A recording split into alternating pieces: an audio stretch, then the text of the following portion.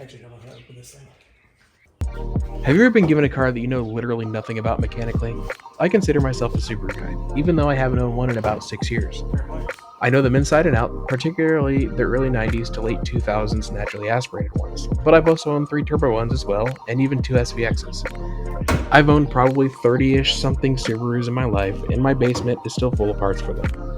There's a saying that Subarus are like Legos, and a lot of the quirks of those cars apply to the entire brand's lineup, even to cars that are still made today. But when you're faced with a platform you've literally never worked on before, it's the little stuff like how do you open the hood that gets you tripped up. It doesn't help that this example's hood release latch is broken in half already, a problem that I've read is common on these B5 Audis and Volkswagens. It doesn't even protect the battery.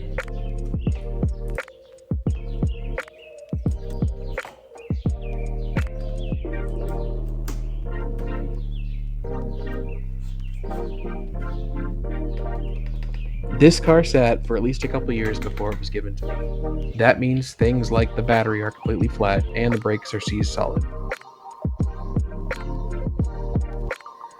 I have this smart battery charger, and I use smart very loosely. It will do things like recondition batteries, but not if the battery is completely without voltage.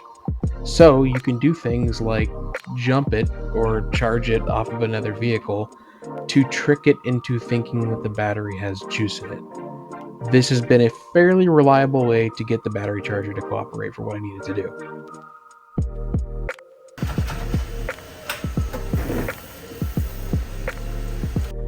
I mentioned in a previous video that this was my friend's winter beater. Well, the reason why it stopped being used as a winter beater is because, well, it stopped starting. And according to the previous owner's research, it was too much of a pain in the butt for him to change the starter himself, so it just got parked.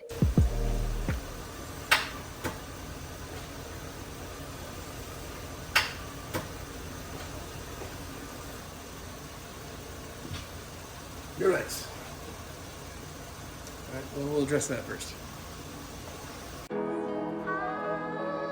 This battery charger came from one of those big box store return auctions, and I paid like $2 for it. I've had it for about 10 years now, and it has this battery recondition feature that I have actually gotten a lot of use out of.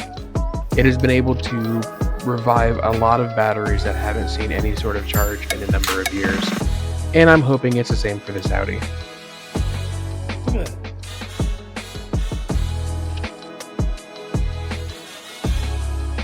So that's basically the end of today's video. Now, I'm about a year ahead of where you're at, just like I note in the beginning of the video. And spoiler alert, changing the starter was kind of a huge pain in the butt, but you'll see that video soon. So I hope you'll stick around and give me a follow.